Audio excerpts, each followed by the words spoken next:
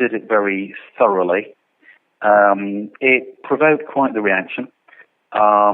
So I had people turn up at my home in London from South Africa, threatening to kill me, hammering on the door in the middle of the night.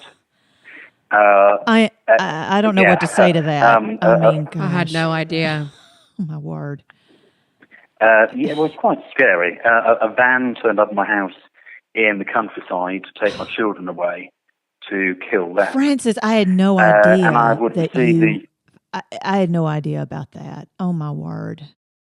It was quite full on, and I'll get these videos every day of ways that people normally on a farm in South Africa had been tortured to death, and with videos of them. So, and how would you like this to happen to you? Sort of content.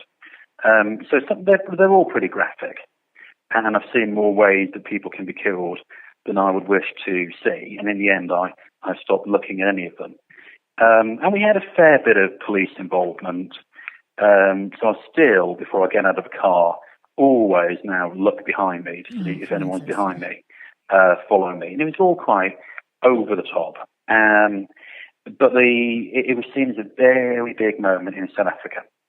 And it was. So we went through a legal process. We had a delegation from South Africa with lawyers, and a delegation from Bell Pottinger with lawyers. Very legalistic process. We expelled them. Within a week of us expelling them, Bell Pottinger was no longer a company, and none of the staff had a job. And I regret the fact they all lost their jobs, but our ruling was pretty clear that this was exactly what a PR company should not be doing, stirring up hatred through its power of communication. And on the back of that, the company having ceased to exist, I think the industry got a great message. It rode in behind us, said this is the right thing to do. There are standards, they are enforced. Richard Edelman in New York said it was a defining moment for the PR industry. And I look at the consequence of had we done anything other than expel them. If we hadn't have expelled them, we would have said PR has no standards. But we did the opposite, and we proved PR does have standards. It is overwhelmingly ethical, but when something goes wrong, we enforce standards. And I think that's very important, actually. Francis, it's amazing that you had to go through that to stand up for our profession. Thank you.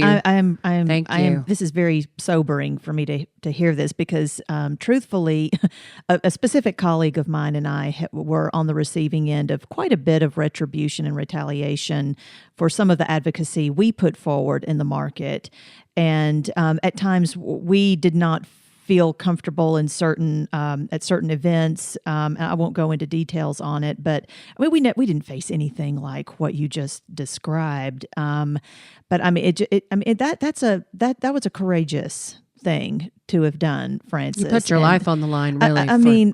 My word. That's very kind of you. Well, it's daunting to think about.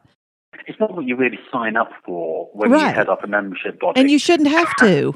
But it was a really important moment for our industry. And if you look at it from a different point of view, the fact that people and the people doing the threats, making the threats, were people on both sides of this debate. The fact people felt so fiercely, incorrectly, fiercely, but fiercely about it, shows how important it was to come to the right conclusion and do the right thing, because you really did have a country where division was being widened by the actions of one of our members.